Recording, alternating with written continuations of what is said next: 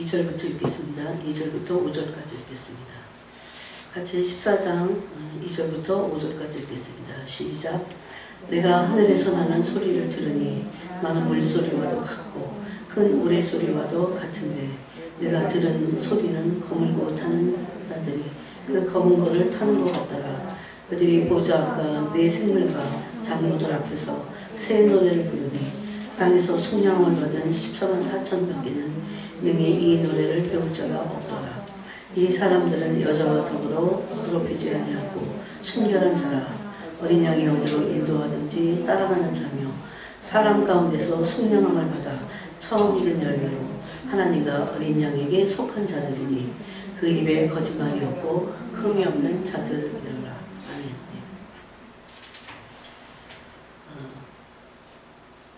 오늘 이 본문은 그동안 우리가 많이 나눴지만 특별히 이 3절과 4절에서 속량이라는 단어가 계속 나오고 있습니다. 그래서 오늘은 신부와 어린 양에 대해서 함께 나누기로 합니다. 어떤 사람들은 교회가 그리스도의 신부가 되는 것도 알지 못합니다. 또 어떤 사람들은 오늘 여기 본문에 나타난 어린 양이 신랑이신 그리스도라는 것을 알지 못합니다. 그냥 예수님이야는 알 수 있지만 신랑이신 그리스도라는 것을 알 수 없어요. 근데 여기 오늘 14장에는 신부가 나오고 어린 양이신 신랑이 나옵니다. 어린 양은 신랑이십니다. 왜 신랑을 어린 양이라고 그랬을까요? 신부는 그냥 신부인데 교회는 신부니까. 여러분 그것이 예수님이 오셨을 때부터 교회는 그리스도의 신부였습니다. 자, 요한복음을 한번 보겠습니다. 요한복음을. 요새 정말이니까 요새 박명호 교주라는 그 인간이 정말 저주받은 악한 인생입니다. 그리스도의 신부들을 그냥 막 다 갈취하고 있어요. 너무 기가 막혀갖고 역대급이야 정말. 난 그런 인간은 처음 봤어요. 제가 청년일 때 박명호 교주가 있었거든요. 누가 나를 거기를 엘리야 복음 선교원이야. 그래갖고 얼마나 저를 끌고 가려고 했는데 엄청 더 커졌어. 그래갖고 지금 브라질에 가 있어요. 그 어마어마한 사람들을 거기서 애 낳고 괜히 그 낳은 애들이 청소년 이렇게 젊은 애들이 다 박명호의 신부야. 박씨가문의 셋째 아들이라고 지가 그럽니다. 근데 지가 그리스도 아는 거죠. 그러니까요. 여러분 요새만 종말이니까 사람들이 유행같이 신부의 영성 신부로 준비돼야 돼 이러는 게 아닙니다. 예수님이 오심으로 오순절 다락방에 교회가 생겼고 성령시대가 와서 교회의 시대가 온 겁니다. 근데 그 교회의 시대가 열리면서 교회는 그리스도의 신부라는 것을 바로 알 수 있는 게 요한복음 3장입니다. 여러분이 그래서 그런 것들을 그런 거 보면 신부의 신자만 얘기해도 이단같이 보일 수 있어요. 지금 어마어마한 영광을 취하고 그 인간이. 여기 보니까 세례 요한이 3장에서 나타납니다. 근데 자꾸 사람들이 세례 요한을 보고 넌 누구냐 이렇게 묻습니다. 예수님을 보고도 당신 누구야 이렇게 물었듯이 왜 그걸 물을까요? 자신들의 인기와 자신들의 그 명예가 예수님 때문에 높아지는 게 아니라 낮아지는 게 싫었어요. 그게. 그래서 계속 묻습니다. 그런데 그랬더니 28절에서 내가 말한 바 나는 그리스도가 아니요 그의 앞에 보내심을 받은 자라고 한 것을 증언할 자는 너희니라. 이 제자들에게 세례 요한 자신의 제자들에게 그렇게 말했어요. 내가 말한 바 나는 그리스도가 아니라고 그전에도 얘기했잖아. 이렇게 말하면서 오히려 그 앞에 보내심을 받은 자다. 뭔가 나 말고 나는 그분의 길을 예비하러 온 자고 그 뒤에 내가 그 길을 닦음으로 오시는 그분이 있다는 것을 말합니다.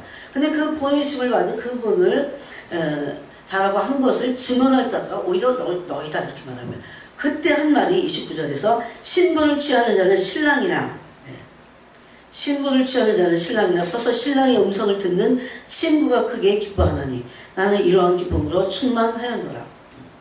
세례 요한은 바로 그리스도께서 교회의 신랑이신 것을 알았어요.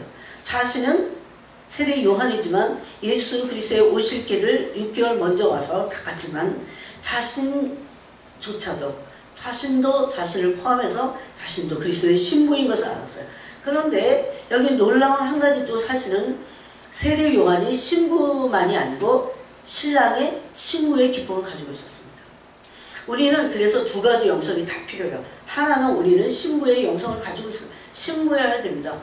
누가 뭐라 그래도 그리스도의 신부여야 돼요. 그리스도의 신부는 그리스도를 사랑하는 자들입니다. 그리스도의 사랑을 받고 그리스도를 사랑하는 자들입니다. 이것은 예수님이 오시기 전날까지 아무리 강조를 해도 지나치지 않습니다. 그러므로 여러분이 진정한 교회라면 또 신부라면 그리스도의 사랑을 받아야 되는 건 마땅합니다. 그리스도의 사랑을 받고 그리스도를 사랑하는 것은 마땅합니다. 그러면 이렇게 반대로도 말할 수 있어요. 역으로도. 만약에 교회된 그리스도 교회고 또 교회 다니는 신자인데 그리스도를 사랑하지 않아요. 그럴 수 있어요. 그리스도를 사랑하지 않고 그리스도의 사랑을 받은 적이 없어. 그렇다면 그는 과연 진정한 신자일까요? 진짜 신자일까요? 근데 오늘날 그런 그리스도를 사랑하지도 않고 사랑받지도 않는 그냥 그런 종교 생활을 하는 그런 교인이죠. 교인들이 너무 많다는 것이 가슴을 찢어야 돼요. 진짜 가슴을 찢어야 돼요. 그러니까 본 교단은 한 번도 들어가 본 적이 없는 거예요. 그래서 어떤 분인지 그리스도를 사랑하지 않는데 그리스도를 알 수가 없고 그리스도의 사랑을 받지 않는데 교회가 뭔지 모릅니다. 하나님의 나라 그런 거 모릅니다. 그래서 우리는 신부의 그 존재로서 그런 영혼을 가지고 있어야 되고 또 하나는 신랑의 친구의 기쁨입니다. 신랑의 음성을 듣는 친구가 크게 기뻐한다고 했어요. 나는 이러한 기쁨으로 충만했다. 그래서 신랑의 친구의 기쁨이 우리에게 있어요. 즉 신랑의 친구가 되어야 됩니다. 신부인데 신랑의 친구가 되어야 됩니다. 이것은 신랑의 친구로서 신랑과 친해진다 이런 것도 있지만 신랑의 친구는 여기서 보니까 신부들을 취하지 않은 신랑께 인도하는 자죠. 그리고 신랑이 예수 그리스도 대신 신랑이 신부들을 취하는 것을 너무 기뻐해요. 여러분 혹시 여러분에게 그런 마음이 있나요? 어떤 사람이 그냥 오늘날 교회가 자신들이 그리스도의 신부인 것을 알지 못하고 또 그리스도를 사랑하지 않고 받지 않기 때문에 그 사랑을 받지 않기 때문에 이런 기쁨은 마치 비밀과 같이 숨겨져 있어요. 그런데 이것이 그리스도를 사랑하게 될 때 우리는 어떤 사람이 어떤 신부가 그리스도를 더 사랑하고 더 사랑하는 것을 볼 때 시기질투하는 게 아니라 신랑의 친구의 기쁨을 맛보게 됩니다. 이것은 자식이라도 그래요. 그리스도를 정말 사랑하는 것을 보게 됐을 때 너무나 그것이 큰 기쁨이 왜 이렇게 기쁘지? 너무 귀하고 그게. 근데 여기 성경에 그런 영이 있기 때문에 그래요. 여러분이 그리스도를 사랑하고 그리스도의 신부로서 그 길을 그것이 어떤 때는 힘든 길입니다. 쉽지 않아요. 영적인 싸움도 있고 그래요. 그런데 우리 중에 진정으로 신부일 뿐만 아니라 신랑의 친구의 영성을 가지고 있는 사람이라면 그 신부들을 돕게 돼 있어요. 그 신부들을 귀하게 여기게 돼 있어요. 신부들이 신랑을 사랑하는 것을 볼 때 너 가슴이 막 감격스러워요. 뭉클뭉클하고. 이것이 바로 신랑의 친구의 기쁨입니다. 그래서 교회가 신부이며 그리스도는 교회의 머리 대신 그리스도는 신랑이신 것을 이게 예수님이 오실 때부터 교회가 그리스도의 신부였다는 것을 알 수 있습니다. 요즘 이게 유행이니까 그렇게 하는 게 아닙니다. 그런데 그래서 이 교회된 신부는 어린 양이신 신랑에 속해 있는 자라고 이렇게 말하고 있어요. 3절에 보니까 이 신부들이 여기 숫자가 14만 4천이에요. 이 부분에 대해서 우리가 그 전에 같이 나눴습니다.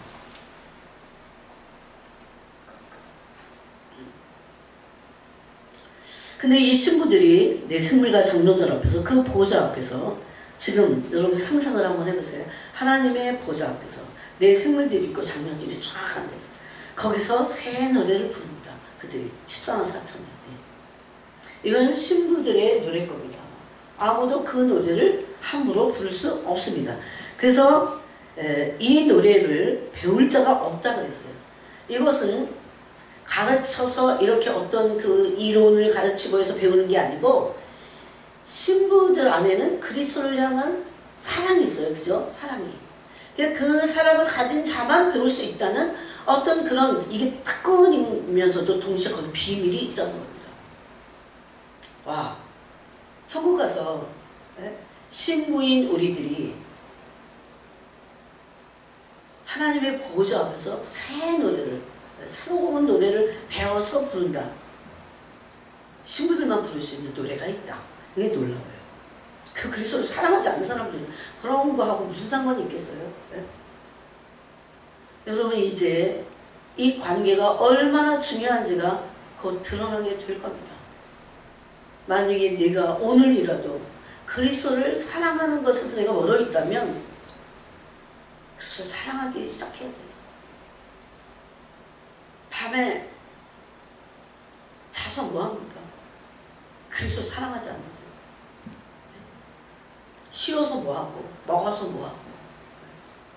무엇보다도 중요한 것이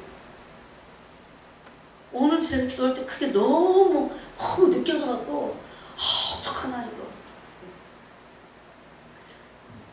여러분 막 제가 이렇게 이제 아침에 이렇게 아침보다 이렇게 저녁에 이제 이렇게 집에 가잖아요. 그럼 막 퇴근하는 사람들이 있어. 근데 갑자기 저 사람들이 막 먹고 살기 위해서 저렇게 저렇게 애쓰고 일하는 건 취업이네요. 또 가족들을 위해서. 어떤 우리 집 앞에 있는 슈퍼는 거의 12시가 돼갖고 문 닫아. 저렇게까지 늦게까지. 근데 여러분 그 모든 것들이 썩어질 것을 위한 겁니다. 썩지 아니할 하나님의 나라를 위한 것. 저들이 그것을 알까? 세상이 그리스도를 사랑하고 그리스도의 사랑을 받는 그 일보다 위대한 일은 없어요. 그래서 그건 안 되는데 어떤 일을 한들 무슨 일을 한들 저 일이 참 중요하긴 한데 저 사람들은 더 중요하다는 것을 알고 있을까? 진짜 과연 너무도 고백이고 값진 일이 있다는 것을 알고 있을까? 막 그런 생각하면 안타까워요. 근데 안 믿는 사람들뿐만 아니라 믿는 사람 안에도 이 그리스도의 가치, 그리스도와의 관계의 가치를 알지 못하는 사람. 그리고 관심이 없어요. 별로. 관심이 없어요. 이 세상에서 내가 무엇을 한들 대통령이 되는 일보다 여러분 진짜 그렇게 믿으세요? 저 그렇게 믿어요. 대통령이 되는 일보다 나라에서 큰 중진을 맡는 일보다 그리스도 사랑하는 것은 너무나 위대한 일입니다. 곧 이런 것들이 얼마나 가치 있는 일인지가 드러나게 될 겁니다. 그래서 그리스도를 사랑하는 그 그리스도의 신부가 되는 그 부르심이 얼마나 위대하고 경이로운지 제가 예수님이 오늘 밤 오시면 끝까지 저에게 해야 될 말은 그거 하나밖에 없어요. 그리스도의 신부가 되는 겁니다. 그런데 여기 또 하나 중요한 속량함이라고 하는 단어가 두 번이나 나옵니다. 3절에도 땅에서 이 사람들 어떤 사람이냐 속량함을 받은 14만 4천 그랬어요. 그 다음에 4절에도 사람 가운데서 속량함을 받아 그랬어요. 그래서 속량함을 받았기 때문에 속량하시는 자가 있겠죠. 속량하시는 자 때문에 그리스도를 교회의 머리 된 그리스도를 어린 양이라고 부르는 겁니다. 네. 여기 어린 양이 나오죠. 네? 어린 양이 어디로 인도하든지 여자와 더럽히지 않은 그 신부들이 어린 양이 어디로 인도하든지 이거 안 믿는 사람들은 도대체 여자랑 더럽히지 않은 그런 어떤 남자들을 말하나? 근데 또 어린 양은 또 뭐야? 이렇게 굉장히 해석이 난해할 수 있지만 전혀 그러지 않습니다. 예수님은 하나님의 절기상 6월절 어린 양이 되셔서 6월절에 잡히시고 이제 무덤에 내려가셨습니다. 그러므로 어린 양이신 예수 그리스도의 대속함을 말하는 겁니다. 여러분, 어린 양이신 예수 그리스도의, 그래서 신부와 어린 양은 뗄래야 뗄 수 없어요. 그 신부와 신랑의 관계인데 신랑은 어린 양이라는 겁니다. 이게 속량함을 베풀어 주신 어린 양이라는 것. 그래서 이 포인트를 가지고 우리가 함께 나눴으면 좋겠어요. 어린 양이신 예수 그리스도는 신부들을 위해서 죄를 대속했습니다. 신부들은 어린 양이신 예수 그리스도의 속량함을 받은 자들입니다. 그래서 그것을 받고 알고 누린 자들입니다. 이것이 계시록 14장에서 말씀하는 거예요. 그래서 그들은 처음 익은 열매다 이랬어요. 또 하나님과 어린 양에게 속했다고 합니다. 이 속했다는 것은 소속을 말하기도 하지만 그것은 사랑에 속한 아가서의 말씀과 똑같습니다. 그런데 그러면 이 신부들은 속량을 아는 자들이죠. 속량함을 받았으니까. 속량함을 받았으니까. 그런데 이 속량함을 우리가 그 전에도 좀 나눴지만 속량은 그냥 오지 않습니다. 속량 앞에는 속전이라고 하는 것이 꼭 필요했어요. 한번 그 부분을 조금 다시 공부한다 생각하고 여러분 나누겠습니다. 출애굽기를 한번 보세요. 출애굽기 30장에 보니까 이 속량함을 받기 위해서는 속전값이 필요합니다. 이 속전을 출애굽기에서 시작하는데 구약에도 있습니다. 구약에서 이것을 생명의 속전 이렇게 부릅니다. 그래서 30장 12절에 보니까 이제 거기 내가 이스라엘 자손의 수요를 조사할 때에 조사받은 각 사람은 그들을 계수할 때에 자기의 생명의 속전을 여기 나오죠. 그 자기의 생명의 속전을 여호와께 드릴지니 이런 일은 어느 이교도에게 없어요. 이것은 하나님이 제정하신 생명의 속전값을 이스라엘 남자들이 성전 세겔로 반세겔씩 드릴 것을 말씀하고 있어요. 근데 여기 보니까 그래서 그 반세겔의 생명값을 낸 사람들의 숫자가 이스라엘 남자들이었어요. 그런데 가난하다고 해서 덜 내고 부자라고 해서 더 내고 그러지 않았다는 겁니다. 여러분, 이 생명의 속전은 나중에 와서 예수 그리스도께서 우리의 죄를 위해서 우리가 죄를 위해서 죽으심으로 우리의 죄를 속했다는 것은 대속이라고 부르죠. 그런데 왜 속전이라는 것이 뭐고 속량이라고 하시냐면 속량이라는 단어가 신약에서 굉장히 많이 사용됐어요. 왜 그렇게 말씀을 하시냐면 우리는 죄의 종이었습니다. 아멘의 사람하고 당신은 죄의 종입니다. 마귀의 종이에요. 죄의 종은 마귀의 종이에요. 마귀의 종. 우리는 마귀의 종이었어요. 기분 나빠할 거 하나도 없어요. 사실이니까. 마귀의 종이었어요. 믿기 전에. 마귀의 종이어서 종노릇하고 그래서 에베소서 2장에 보니까 세상 풍조를 따랐다 그래요. 근데 그 세상 풍조의 배후에는 누가 있습니까? 공중 권세 잡은 자들이 있습니다. 예? 그럼 마귀의 종이에요. 우리가 뭘 따랐다고요? 그래서 마귀를 따랐다. 공중 권세 잡은 자를 따랐다. 우리가 왜 순종하는 게 힘든 줄 아세요? 그래서 뒤에 보니까 불순종 가운데서 아들들 가운데서 역사는 영이다 그랬어요. 그 세상 풍조의 배후에는 공중 권세 잡은 자인 악령들이 있어요. 네? 그런데 우리가 예수님을 믿기 전에는 이런 악령들을 따라서 세상 풍조를 따라 살았다고요. 그것은 한결같이 하나님을 대적하는 불순종의 영들이었습니다. 그런 걸 생각하면 가슴을 찢고 지금도 우리에게 남아있는 이 불순종들을 크게 해야 돼요.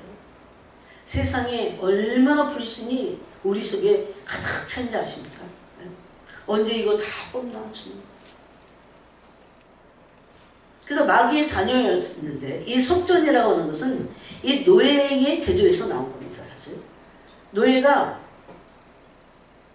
노예 시장에 팔립니다. 이제 팔으려고 내잖아요, 주인이. 그래서 어떤 사람이 노예를 하나 샀어요. 사서 그 몸값입니다. 여기는 생명의 속정되는데 몸값을 지불하는 생명의 속정 맞습니다. 지불하고 그 노예를 해방시켜줬어요. 그런 일이 가끔씩 있었습니다. 굉장히 인격적이고 굉장히 괜찮은 주인이에요.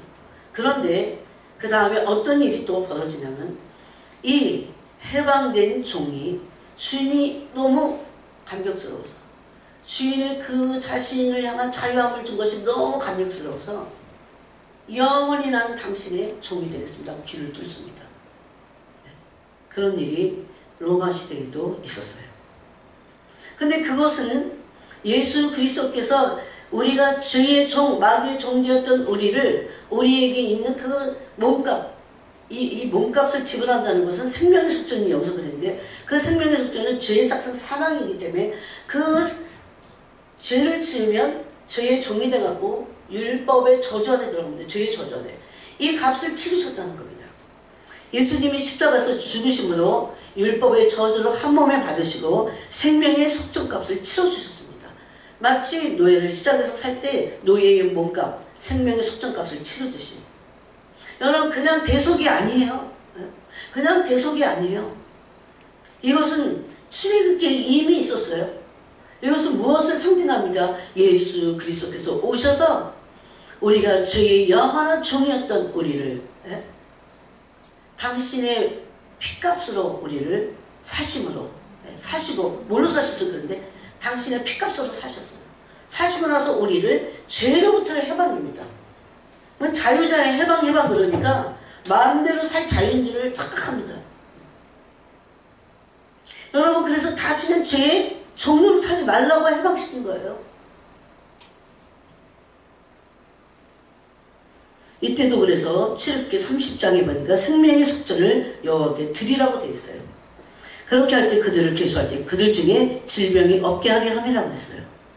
그러면서 15절에 너희의 생명을 대속하기 위하여 대속하기 위하여. 그러니까 이게 갑자기 생긴 게 아니에요.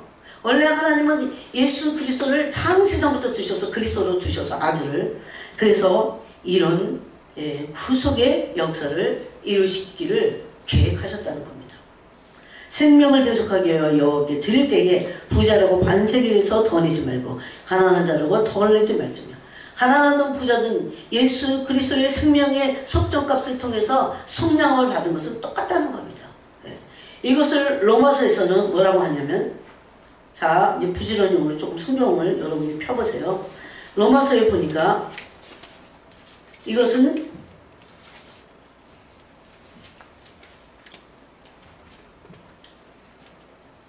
21절의 3장입니다. 이제는 율법에 하나님의 한 의가 나타났으니 왜 하나님의 한 의가 나타났어요? 예수 그리스도께서 오셔서 죄의 종로로 태어난 우리를 생명의 속전값을 십자가에서 치러주심으로 피를 흘리시는 거예요. 왜? 죄의 삭은 사망이니까. 피에 생명이 있으니까. 그러므로 생명의 속전값을 십자가에서 치러주시고 그러기 위해서 예수 그리스도가 오셨다는 것을 21절에 말합니다. 이제는 율법에 하나님의 한 의가 나타나서 구약 율법과 선지자들에게 증거를 받은 것이라. 곧 예수 그리스도를 믿음으로 말미암아 모든 믿는 자에게 미치는 하나님의 의니 뭐가 없어요? 차별이 없습니다. 부자라고 더 내고 가난하다고 덜 내고 이런 차별, 이런 구원에 있어서 이거는 어떤 차별도 있지 않을 것을 말합니다. 그러면서 여러분 여기서 3장 24절에서 뭐라고 말합니까? 그리스도 예수 안에 있는 속량으로 말미암아. 왜? 여러분이 속량이라는 단어를 볼 때마다 그 생명의 속전값을 예수 그리스도께서 어떤 상태에 있는 나를 치러줬어요? 죄의 종로를 탈 때. 죄의 종로를 탈 때.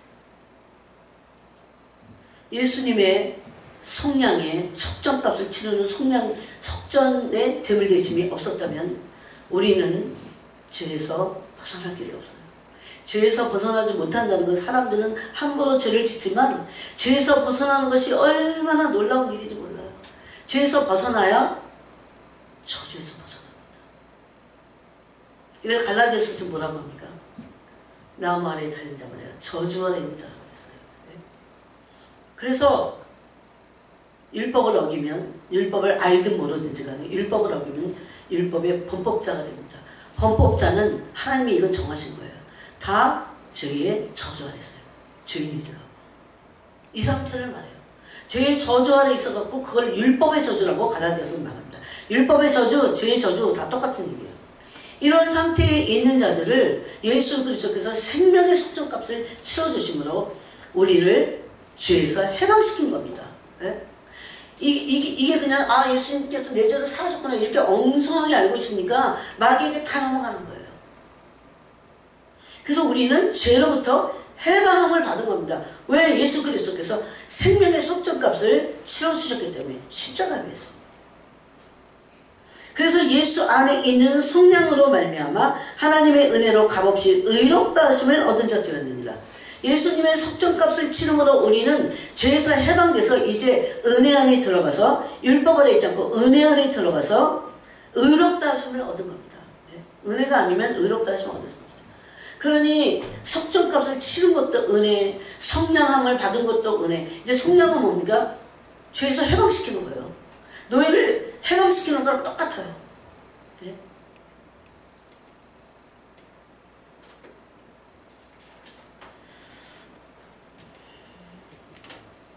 그래서 그런데 여러분 이 생명의 속전값을 치르셨기 때문에 고린도 전서에서는 이렇게 말씀합니다. 너희는 너희 것이 아니다. 자, 한번 보겠습니다. 이렇게 근거를 가지고 내가 죄를 질 때 아니면 율법 아래 있을 때 죄책감이 들 때 성령을 다 펴서 하나하나 일일이 우리가 가슴에 새겨야 됩니다. 고린도서 6장 19절에 보니까 너희 몸은 음행을 피하라고 하면서 그래요. 너희 몸은 너희가 하나님께로부터 받은 바 너희 가운데 계신 성령의 전인 줄을 알지 못하느냐? 너희는 너희 자신의 것이 아니니라. 그러면서 값으로 산 것이 되었으니 그런즉 너희 몸으로 하나님께 영광을 돌리라. 네? 값으로 사셨다는 게 뭡니까? 생명의 속전값을 예수 그리스도께서 십자가에서 흘리셨다는 거예요. 그래서 예수님의 피값으로 우리를 사셨다는 겁니다. 그럼 우리는 그리스도의 것이죠. 네? 그래서 아까 계시록 14장에 보니까 신부들은 누굽니까? 어린 양의 성령함을 받은 자들이에요. 그래서 어린 양일 거야. 어린 양이 어디로 이끄든지 따라갈 수 있는 자들이에요. 네, 어린 양에 속해 있는 자. 하나님과 어린 양에 속한 자라고 그랬어요. 그 속했다는 것은 예수님 거야. 어린 양 거라는 겁니다. 내게 아니에요. 제가 옛날에 주일학교 선생님 할 때 여러분 기억나는 찬양 있어요. 나는 엄마 것도 아니에요. 나는 아빠 것도 아니에요. 나는 내게 아니에요. 이 찬양이 있었어요. 나는 하나님의 것이랍니다. 그런 찬양이 있어요. 굉장히 복음적이야. 그걸 알고 부르는지 어린 애들이 다 모르지만 어떻게 해서 예수님이 값으로 샀다는 말씀을 하실 수 있을까요? 생명의 속전값을 대신 치르신 거예요. 내가 치러야 돼. 내가 치러도 내 생명의 속전값을 내가 다 온전하게 할 수 없어요. 그래서 3절에 보니까 요한계시록 14장 3절에 보니까 새 노래를 부르는데 땅에서 성령을 받은 자들이다. 이렇게 말씀하는 겁니다. 즉 성령을 받고 성령이 무엇인지를 아는 자들입니다. 자, 또 갈라디아서를 보겠습니다. 갈라디아서 5장에 보니까 5장 4절에 특히 갈라디아서가 가장 성령에 대한 말씀을 많이 하셨어요. 4절에 보니까 그냥 한번 해보는 소리가 아니에요. 5장 4절에 율법 안에서 의롭다함을 얻으려 하는 너희는 그리스도에게서 끊어지고 그 은혜에서 떨어진 자로라. 왜 이렇게 말하냐면 그리스도께서 생명의 속전값을 주시고 우리를 피로 값주고 사셨기 때문에 율법 안에서 의롭다함을 얻으려면 그리스도께서 끊어지는 겁니다. 그리스도의 성령이 그 사람에게 무효가 된다는 겁니다. 또 갈라디아서 이왕 폈으니까 4장을 보겠습니다. 4장 4절에 보니까 때가 차면 하나님이 그 아들을 보내사 여자에게서 나게 하시고 율법 아래서 나게 하신 것은 율법 아래 있는 자들을 속량하시고 여러분 율법은 문제가 있습니까? 없습니까? 없습니다. 율법은 신령하고 거룩하고 율법은 아무 문제가 없어요. 율법의 기능은 죄로 알게 하는 기능이 있습니다. 율법을 폐해서는 안 돼요. 예수님도 선지자 율법을 폐하러 오신 것이 아니고 완성시키러 오셨다 이렇게 말씀했어요. 그러면 예수님이 완성하신 율법은 그리스도의 율법입니다. 고린도 전서에 있죠. 그리스도의 율법은 정체가 뭡니까? 사랑이에요. 사랑. 아베적인 사랑. 네? 그래서 예수 그리스도의 새 언약의 중보자신 예수 그리스도를 통해서 하나님과 새 언약을 맺은 이제 이방인의 교회인 우리가 사랑하지 않는다면 가짜입니다. 그런데 여기 보니까 때가 차면 하나님이 그 아들을 보내서 여자에게서 나게 하시고 율법 아래에 나게 하신 것은 그러므로 율법 자체는 문제가 없지만 우리가 율법 아래 있어서는 안 됩니다. 우리는 율법을 지키기 위해서 율법이 요구하는 것을 이루기 위해서 어디에 아래 있어야 됩니까? 이제 율법 아래서 정확히 말하면 율법이 요구하는 것을 이루기 위해서 율법 아래서 나와서 어디로 들어가야 돼요? 은혜 아래로 들어가야 돼요. 믿음의 법 안에 들어가야 돼요. 성령의 법 안에 들어가서 성령의 도우심으로 율법이 요구하는 것을 이루어야 됩니다. 이게 로마서 8장 이하의 비밀입니다. 비밀. 이것을 제대로 알고 있는 사람들이 없더라고요. 예. 맨날 율법 갖다 버리는 얘기만 하고 앉았어. 성경은 그렇게 돼 있지 않아요. 예. 하나님 사랑 이웃사랑을 버리면 그때 뭘 지키라고. 그 율법과 선지자의 강령을 더 완성시키신 것인데. 예. 그래서 예수님이 산상수훈에서 뭐라고 합니까? 이웃만이 아니고 원수까지도 사랑할 것을 말씀해요. 요한일서에서 요한사도는 아예 더 대놓고 원수 사랑을 얼마나 해야 되는지를 말씀하고 있어요. 그런데 여기 보니까 바로 그 율법 아래에요. 율법 아래에 나게 하신 것은 예수님은 율법 아래에 나셨습니다. 그래서 율법 아래에 있는 자들 속량하시라고 그랬어요. 여러분 우리는 다 율법 아래에 있었어요. 언제까지? 예수님 오시기까지. 다 율법 아래에 있어서 율법 아래에서는 율법을 지킬 육체가 한 육체도 없습니다. 이제는 율법 아래 있지 않고 은혜 아래 있으면 되잖아요. 네.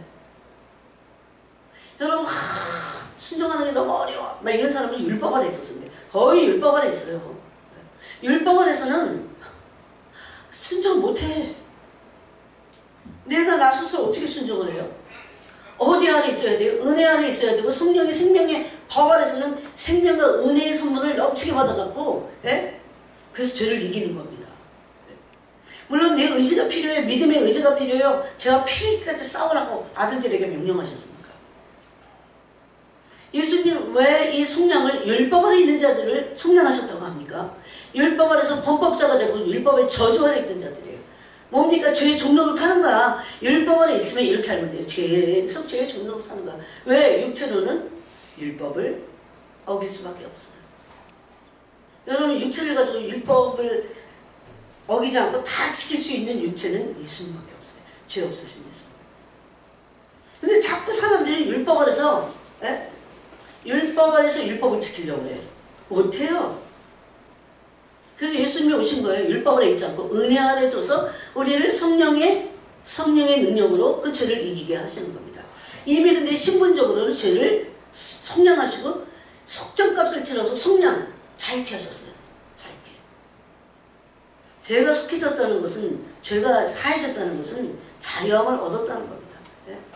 여러분 죄 속함 없이 어떻게 자유함이 있어요? 예? 죄를 막 지면서 막 자유화돼. 그런 이상한 사람 진짜 많아요. 어디서 그런 것들을 어디서 배워먹었는지 몰라 도대체. 막 죄를 막 지면서 하나님 사랑으로 자기가 자유화돼 지금. 자유는 죄에서부터 성령 받아갖고 성령 받은 자가 죄로부터 해방되는 게 자유예요. 그런데 죄의 성령함 없이 생명의 속죄값을 치렀기 때문에 죄가 속해진 거잖아요. 그거 없이 어떻게 죄로부터 자유합니까? 이거 몰라서 그래요. 그래서 갈라디아 4장 5절은 율법 안에 있는 자를 속량하셨다 이렇게 돼 있어요. 근데 이 속량은 단순히 죄만 사하는 것이 아니라 뭐를 얻기 위해서 하겠다고요? 아들의 명령을 얻기. 이런 부분이 있다가요 눈물을 핍니다. 어머니 가슴이 쨍하고. 왜 아들의 명분이라고 하세요? 아들이 아버지의 나를 상속하고. 여기서 하나님의 사랑이 그냥 모든 구절구절마다 스며 있는 거예요. 아들을 당신의 품속에 있던 독생하신 아들을 아꼈던 아들이죠. 이렇게 돼서 성경은 아낌없이 내어줘서 우리를 위해서 생명의 속전값이 되셨어요. 그분이. 또 우리의 죄를 속전값을 치러서 죄로부터 우리를 해방하시고 성량하신 겁니다. 배속하신 거죠. 네. 그러면 이 성령의 궁극적인 목표는 뭡니까? 아들이 되게 하는 겁니다. 아들. 네. 아들은 일반적인 자녀들과 틀려요. 아버지의 나라를 상속받는 겁니다. 제가 요새 지옥 천국 간증이 괜찮은 것 같다고 제가 들어가서 봤어요. 정신이 더 화짝 났어요. 진짜. 말씀 그대로예요. 말씀 그대로예요. 진짜. 여러분 저를 포함해서 여러분 다 직분을 갖고 계시잖아요. 정말 직분을 생명같이 여기시고 주님이 주신 거니까 충성스럽게 감당하다 가야 됩니다. 직분을 제대로 감당하지 못할 때 그 화가 엄청나더라고요.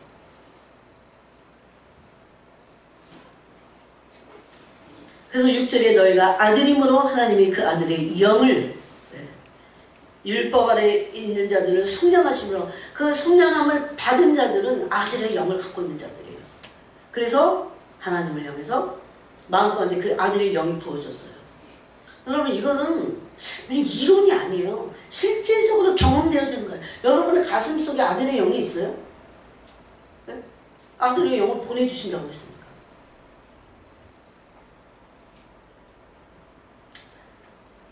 그래서 그 궁극적인 성령의 목표는 아버지의 나라를 상속받을 아들이 되는 겁니다.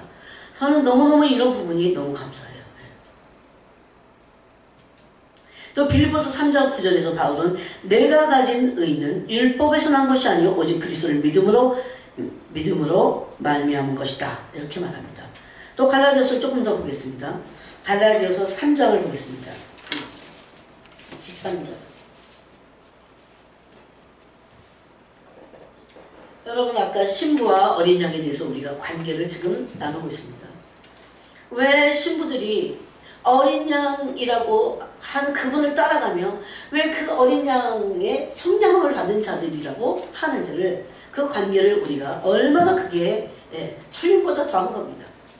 3장 13절을 보겠습니다.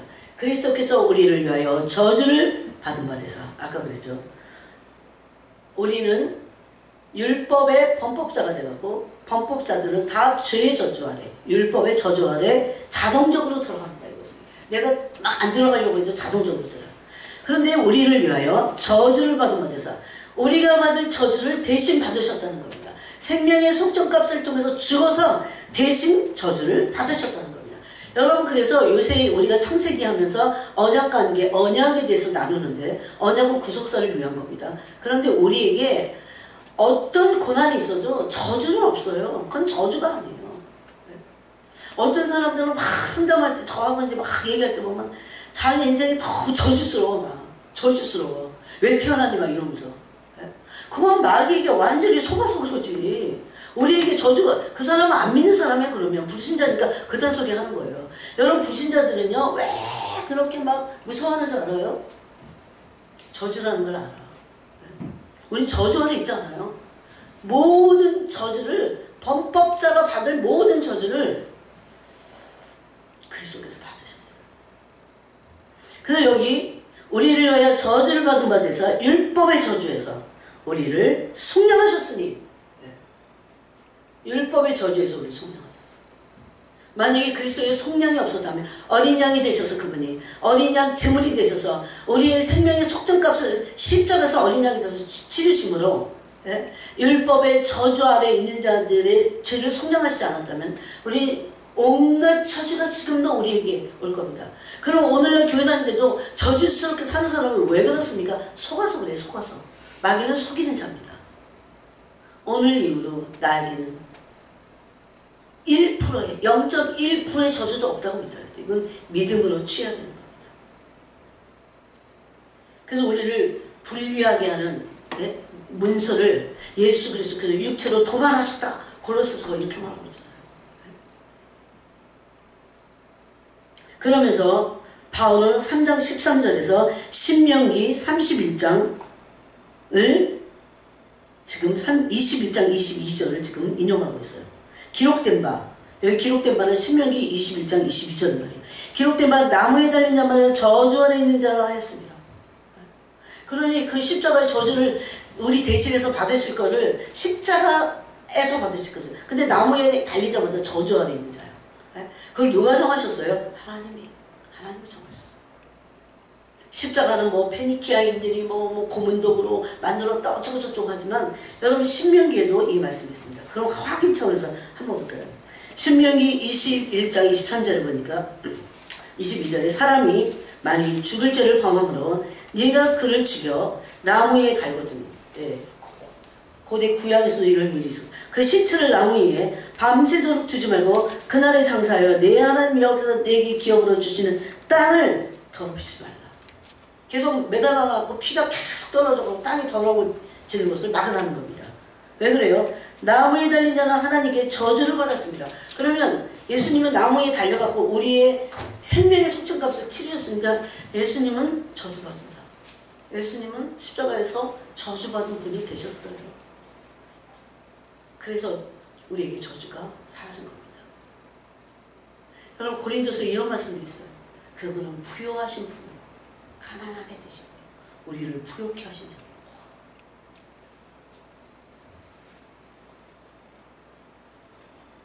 성경을 여러분이 꼼꼼하게 읽으셔야 됩니다. 또 이런 말씀은 에베소서에도 있습니다. 자, 에베소서로 가보겠습니다. 에베소서 1장 13절에 보니까 그 안에서 우리도 진리의 말씀 곧 너희의 구원의 복음을 듣고 그 안에서 또한 믿어 약속의 성령으로 인치심을 받았으니, 그렇죠? 믿어 성령으로 인치심을, 이게 구원받을 때, 그죠? 네? 우리가 성령으로 거듭날 때 성령이 인치심도 받은 겁니다. 인치심을 받았으니 이는 우리가 기업의 보증이 되사 그 얻으신 것을 성장하시고. 누굴 성장하셨어요? 우리 성령.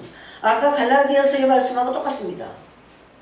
왜 율법 아래 나셔서 율법 아래 있는 자들을 성장하셨다고 말합니다. 여러분, 제가 지금 이 얘기를 여러분에게 나누지만 제가 이것을 더 깊이 알아야 될 그런 필요성을 계속 느끼고 있어요. 제 영이 얼마나 이 내용이 깊은가. 아들의 명분을 얻게 하시려고. 그렇죠?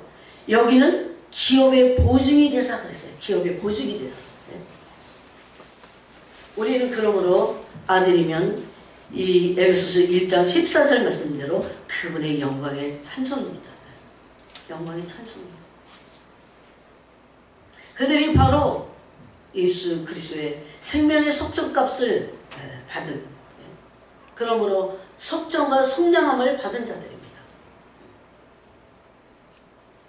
그러므로 그들은 아들이며 그들은 에베소서 1장 14절 말씀대로 영광의 찬송이 되는 겁니다. 영광의 찬송에 대해서는 여러분이 진짜 주님께 물어봐야 돼요. 이거는 인간의 머리, 아무리 천재라도 모르는 영역이에요. 그래서 비밀이에요. 그리스도는 하나님의 비밀입니다. 그 비밀을 우리에게 주셔서 고린도전서 2장에 보니까 그리스도는 우리의 하나님께로 나서 우리에게 있어서 거룩함과 지혜와 구원하심과 의로움이 되시다, 그렇게 말합니다. 왜? 비밀이에요, 비밀. 그러므로 신부들은 어린 양이신 그리스도께 속량을 받은 자는, 왜 그분을 어린 양이라고 하냐면 어린 양과 같이 생명의 속전 제물이 되셨기 때문에. 예수님을 그래서 유월절 어린 양 이렇게 부르잖아요. 네? 성령은 너무나 분명하고 너무나 완전하신 하나님의 말씀입니다. 그러므로 그런 사람들은 자신의 의가 아니라 하나님의 의로 은혜 안에서 예수 그리스도의 은혜를 아는 자들이고 그것을 따라가는 자들입니다. 또 한 절 더 찾아보겠습니다. 디도서를 보겠습니다. 디도서.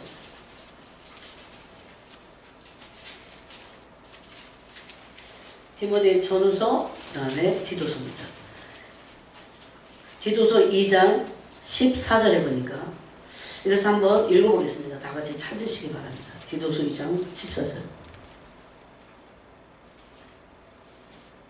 같이 읽겠습니다. 시작. 그가 우리를 대신하여 자신을 주심은 모든 불법에서 우리를 속량하시고 우리를 깨끗하게 하사 선한 일을 열심히 하는 자기 백성이 되게 하려 하심이라. 아멘. 예. 성령의 의미를 여기서는 불법에서 우리를 속량하시다. 모든 불법. 불법을 요한일서에서 뭐라고 합니까? 불법은 죄다 그랬어요. 여러분, 그냥 죄 이렇게만 알지 말고 죄는 불법입니다. 불법은 율법을 어기는 게 불법이에요. 그죠? 하나님의 율례와 법도와 계명과 규례들을 어기는 것이 죄입니다. 범법자가 되었고 죄의 저주 안에 들어간다고 했죠. 이걸 속량하셨는데 이제 그래갖고 다시 율법을 막 어겨도 되게. 그럼 왜 도대체 속량하셨어요? 왜 속죄값을 치르셨어요? 그건 복음이 아니에요, 여러분. 그래서 로마서 8장이 그것을 증명하고 있어요. 여러분 중에 혹시 이런 사람도 있을 수 있어. 아, 이제 우리는 율법에서 해방돼갖고 율법 필요 없어. 물론 율법 아래서 해방된 거예요. 더 정확히 말하면 성경이 그것을 그런 번역을 그렇게 해놨기 때문에 번역상 그런 거지, 율법 아래 있는 자들이 해방된 거지, 율법 아래 있으면 안 되는 거지, 율법 자체가 우리에게서 완전히 필요 없다. 예수님은 그 율법과 선지자를 폐하러 오지 않았다고 하셨는데 그것을 증명하는 것이 로마서 8장 4절입니다. 육신, 이게 율법의 요구를 우리가 따라가야 돼요. 그래서 여기 보니까 육신을 따르지 않고 그 영을 따라 행하는 우리에게 율법의 요구가 이루어지게 하려 하시면 하나님의 큰 뜻이에요. 이게 우리 안에서 율법이 요구하는 것을 이루는 거. 그래서 예수님도 뭐라고 했습니까? 그거 첫째 되는 계명을 하나님을 사랑하는 거라고 했어요. 그럼 율법 필요 없으면 하나님 사랑도 하지 말아야 돼요. 그러면 네? 그냥 복음 그러면서 뭐가 복음인지도 몰라. 율법의 요구를 이루시게 하는 하나님을 목숨같이 사랑하고, 그리스도의 율법 안에는 하나님을 목숨을 다해서 사랑하라고 하시잖아요. 또 이웃을 그냥 이웃을 내 몸과 같이 사랑하라 이렇게 말씀 안 하시고, 예수님은 산상순에서 그리스도의 율법이에요. 율법은 그리스도인데, 그래서 율법 자체이신 그분이 와갖고 사랑은 이렇게 해야 돼. 그럼 끝나는 거야 그게. 그분이 그렇게 말씀하셨는데, 산상수는 그래서 어떤 거에도 비교할 수 없는 완전한 그리스도의 율법이고, 너무나 놀라워. 산상수를 날마다 펴고 계속 읽어야 되고 해서 내가 얼마나 하나님 말씀에서 빗나가는지를 대번에 알게 됩니다. 단순히 이웃사랑이 아니라 거기 뭐라고 합니까? 원수를 사랑하라고 합니다. 그리고 로마서에서 바울 그것을 본받아서 뭐라고 합니까? 원수를, 너를 핍박하는 자를 위해서 축복하라고 합니다. 기도를 하라는 거예요. 그렇게 축복하는 기도를 하라는 겁니다. 그러므로 그게 율법의 요구예요. 그 율법의 요구가 왜 잘못됐습니까? 그렇게 잘못 알고 있는 거예요. 율법의 요구가 이루어지게 하려 하심이니라. 어떻게 할 때? 성령을 따라 행할 때 율법의 요구를 이룹니다. 그래서 율법 안에서 율법의 요구를 못 이뤄. 근데 성령 안에서, 생명의 법 안에서, 성령님은 생명을 주시는 법이잖아요. 믿음의 법 안에서, 하나님의 은혜 안에서, 로마서 특별히 하나님의 은혜 안에 있는 자는 죄가 그를 주관할 수 없다고 말합니다. 하나님의 은혜 안에 있다고 하면서, 생명의 성령의 법 안에 있다고 하면서 이웃을 계속 미워해. 그 미움에서 못 벗어나요? 저는 거듭났나 싶어요. 그래서 율법 안에서 율법의 요구를 이룰 수 없어요. 왜? 율법은 죄를 지적하고, 율법에는 어떤 도움도 없어. 법이야 그냥. 근데 우리가 율법 안에 있지 않고 생명의 성령의 법 안에, 그 믿음의 법 안에 들어갈 때 성령의 도우심을 받아서 이 율법이 요구하는 건 하나님 법이잖아요. 이것을 지킬 수 있는, 순종할 수 있는 그런 존재로 우리를 바꿔놓으시겠다는 겁니다. 분명히 알고 있습니다. 큰일 납니다. 그래서 디도서에서는 그가 우리를 대신하여 자신을 주심은 모든 불법에서 우리를 속량하시고 우리를 깨끗하게 하사 선한 일을 열심히 하는 자기 백성이 되게 하려 하십니다. 그냥 마음대로 복음이니까 마음대로 자기 마음대로 사는 게 복음이 아니에요. 복음의 자유함이 아니에요. 생명의 성령의 법 아래서 내가 할 수 없었던 그 죄에서 해방돼서 이제 내가 할 수 없었던 하나님을 목숨같이 어떻게 사는 거예요? 우리 스스로 못해요. 이것을 성령이 이루는 존재로 바꾸시고, 그래서 계속 이 체인지라고는 변화를 통해서 변형까지 가야 돼요. 지금은. 여러분, 저는 간간히 이런 얘기를 영국의 교회단 애들한테도 듣고 또 여기도 듣고 저기도 듣고 그래요. 말도 안 되는 얘기, 그 복음이 아니야. 왜 성경 그대로 믿어야지. 그걸 갈라디아서도 얼마나 말했습니까? 그래서 우리는 어린 양께 속량함을 받은 어린 양께 속한 어린 양과 하나님께 속한 신부들입니다. 그 신부들은 어떻게 해서 신부가 됐냐면 예수 그리스도께서 새 언약의 중보자가 되셔서 우리와 언약을 맺으셨습니다. 하나님 앞에서. 우리는 언약 백성입니다. 하나님은 언약의 하나님이십니다. 작든 크든 예수 그리스도를 신랑으로 둔 교회는, 머리가 그리스도인 교회는 언약 공동체입니다. 그래서 우리는 하나님을 부를 때 우리도 이스라엘같이 부를 수 있어요. 아브라함의 하나님, 이삭의 하나님, 야곱의 하나님, 즉 언약의 하나님이시라는 겁니다. 언약의 궁극적인 목표는 우리를 버리지 않고 하나님의 백성 삼으셔서 우리를 구원하시겠다는 겁니다. 그 구원을 위해서 마침내 예수 그리스도께서 1세기 초에 오셨습니다. 그 구원의 실체이신 예수 그리스도께서 오셔서 새 언약을 맺으시고 나서 이제 어떻게 했습니까? 당신의 몸을 생명의 속전값으로 내주셔서 우리를 속전하시고 속량하신 거예요.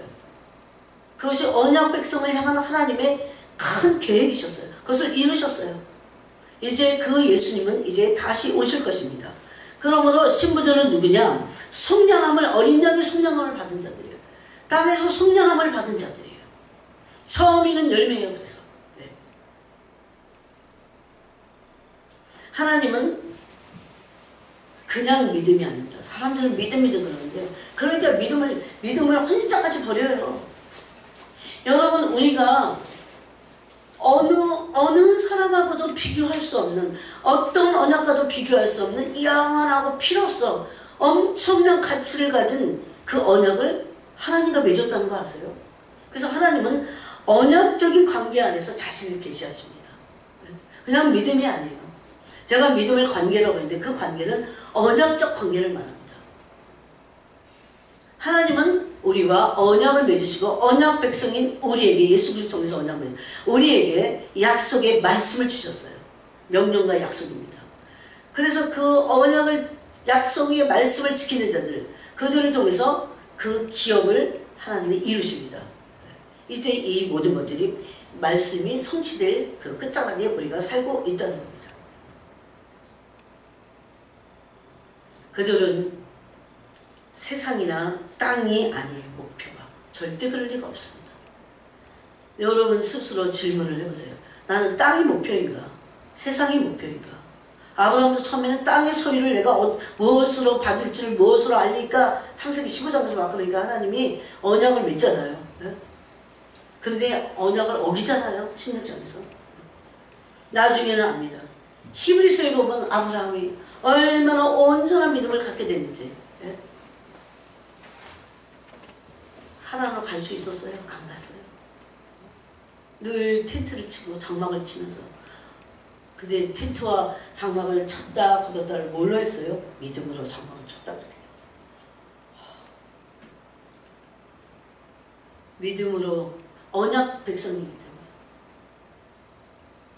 아브라함의 하나님, 이렇게 이스라엘 부를 수 있는 건 하나님이 언약의 하나님이시라는 것을 그들도 고백을 하는 겁니다.